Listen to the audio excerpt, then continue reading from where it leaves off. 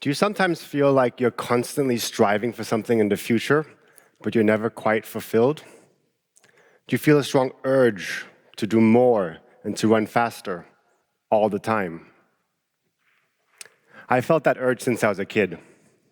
One of my earliest memories is when I was 5 years old, playing football with my friends. We used to play for hours on end, and it was super fun. But for me, there was also always an element of seriousness to it, because I had an ambition to be the world's best football player. And I remember feeling a fierce drive that propelled me forwards. If I could go back in time and meet my 5-year-old self, I'd ask him a few questions. I'd say, "Little man, why are you running so fast? Are you sure it's even in the right direction?"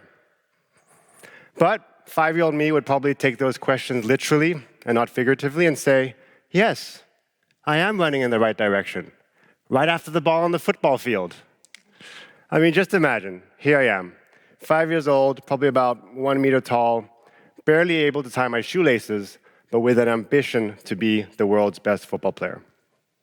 I had no idea what that entailed. I had no idea what that meant, but I knew that I wanted it. Or, put differently, I knew that my ambition wanted it, and I felt compelled to oblige. My ambition to be the world's best football player shaped my childhood and teenage years. It shaped what I chose to spend my time on, what I ate, when I slept, when I went out partying with friends. I trained almost every day. On some days I trained twice, and I worked hard. When I got injured, I worked harder. My ambition was like blinders, where I only ever saw one end goal. I rarely questioned where this urge was coming from, but I knew that I had to do it. Even when my body started to rebel and I got more frequently injured, even when I saw that those around me were progressing with far greater ease than I was, and even when I noticed that the gap to get on the youth national team was growing longer and not shorter. All this reached a breaking point when I was 18, and I strained my hip flexor when I was running on a treadmill. And I remember thinking, if I can't even run for 20 minutes without becoming injured, there's no way I'm going to be a professional football player. And I finally admitted to myself that perhaps I would never be quite as good as I'd hoped for. And I was crushed, because until that moment, I'd never once considered the possibility of not making it. So, was that it for my ambition and I? Nope, my ambition had other ideas. I immediately switched my focus and went all in on my university master's degree. I was studying at Copenhagen Business School on Frederiksberg, just down the road from where we are today. And I remember I took extra classes because I wasn't satisfied with the standard curriculum. I was working part-time, I was learning a foreign language, and I aspired to maintain a healthy balance by spending time with friends and family. I was running as fast as I could, until I hit a wall. At age 21, I remember coming back to my apartment and just collapsing on my couch and saying the words, "I am burned out." Until that moment, I had been ignoring the signs of overwork and overwhelm, stress, irritability. But at that moment, my ambition got the better of me. Now, you could say this might have been a good moment to reevaluate my life and perhaps make some meaningful changes. But ambition can be sneaky like that, and I still had a lot of lofty goals out there that I wanted to get. So I resolved to power through, and despite the occasional ups and downs, I completed what I had set out to do, ultimately landing a job at a strategy consulting firm. I joined McKinsey & Company in Dubai as a junior associate at age 24. And my next goal is to become partner in record speed. Fast forward a few years, and on the surface, everything seemed to be going well. I was generally very, very happy, and I was proud to have made junior partner by age 30. But deep down, I wasn't fulfilled. Deep down, I didn't feel like I was doing what I was meant to be doing. My life didn't feel congruent, and I didn't feel truly free. And I realized that the patterns of my life, they were repeating themselves. A tunnel vision focus on a lofty end goal, always feeling behind, always feeling overworked, and unable to change course. And to be honest, I was confused, because here I was trying to do the best that I could, trying to make a positive difference in the world, but my ambition was somehow getting the better of me. And I remember asking myself the same questions that I would have asked my 5-year-old self. Why am I running so fast? Is it even in the right direction? Am I fulfilled? But unlike my 5-year-old self, my adult self was able to understand the true meaning of those questions, and I therefore embarked on an inner journey of exploration.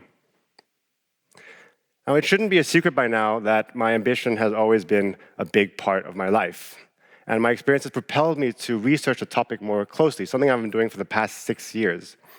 I've co-authored a best-selling book on it with Nicolai, and I'm here today to share some of my experiences and lessons learned along the way. We found that everyone has an ambition. Some people call it a passion, some people call it a dream, some call it purpose. But unlike basic needs, ambitions often become yearnings. Rather than being a reactive want, they become an active must-have. And they're typically self-induced. So we define ambition as a powerful yearning and drive to reach a future state that's different from today, personally meaningful, and challenging to reach. The future state that I aspired towards was not fixed. At various times it included football, business, politics, becoming an author, and it continues to change. So one of the key insights to understanding ambition is to see it more like a personal quality or trait rather than a fixed goal or end destination. We found that the vast majority of the hundreds of people across industries and geographies that we surveyed, they recognized this yearning and drive, and they would characterize themselves as ambitious. Chances are, the vast majority of you in the audience today would characterize yourselves as ambitious as well. What we found, however, is that ambition often gets the better of us, and when that happens, the results can be fatal. It starts to manage us instead of us managing it. Now, I experienced this firsthand when I felt compelled to run faster and faster, despite already running at my maximum speed.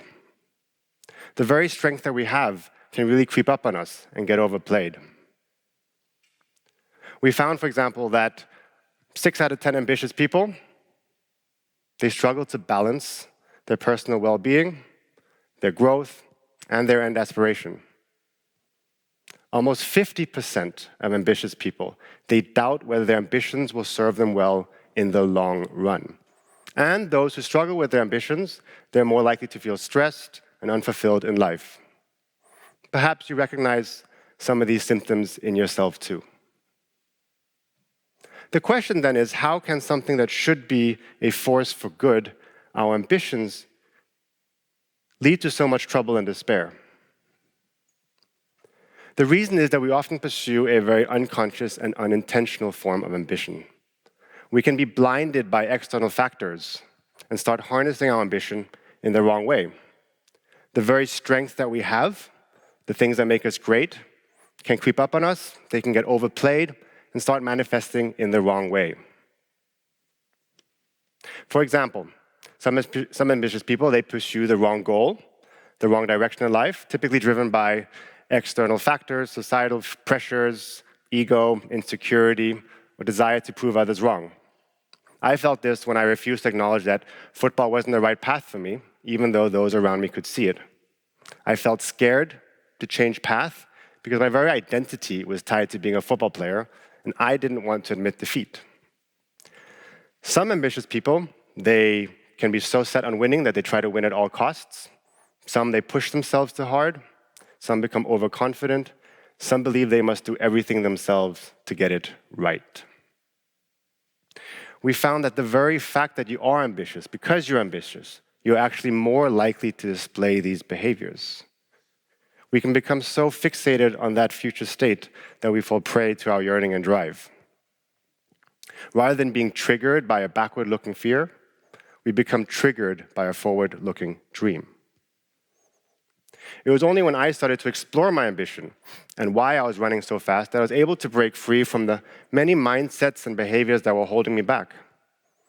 I began to question my priorities and ask myself whether I was fulfilled. I began to notice how my ambitions were showing up in my life and when they were being helpful and when they were getting in the way. In essence, I had to bring my subconscious yearnings and drive into a more conscious focus. Or, in other words, I had to learn that just because I saw football in front of me didn't mean that I had to run after it. Now, this journey certainly wasn't easy, and I'm certainly not done. But it's only been through this process that I've been able to strip away all the noise and focus my ambition on what truly matters to me: my family, my friends, and helping individuals, organizations, and societies create a better future in a more conscious and deliberate way. I'm sure that all of you here today have your own ambitions for the future, and that's something you should be grateful for. Yet chances are that to harness your ambition to its full potential, you're going to have to get to know it better. Begin to notice the patterns of your life and when your ambitions are helping you and when they're getting the better of you. Begin to notice how your ambition shows up day to day, and in doing so, start directing its energy in a way that works for you. See it as a lifelong journey of companionship because it's part of who you are. And chances are, it's going to be a great friend. You see, ambition is foundational to what it means to be human. It's a key pillar of human development and flourishing. I would argue that the world needs more ambition, not less. We have huge challenges that we need to address, and this will require all of our ingenuity and effort. But only by harnessing our ambition in a deliberate and conscious way can we get there. Thank you.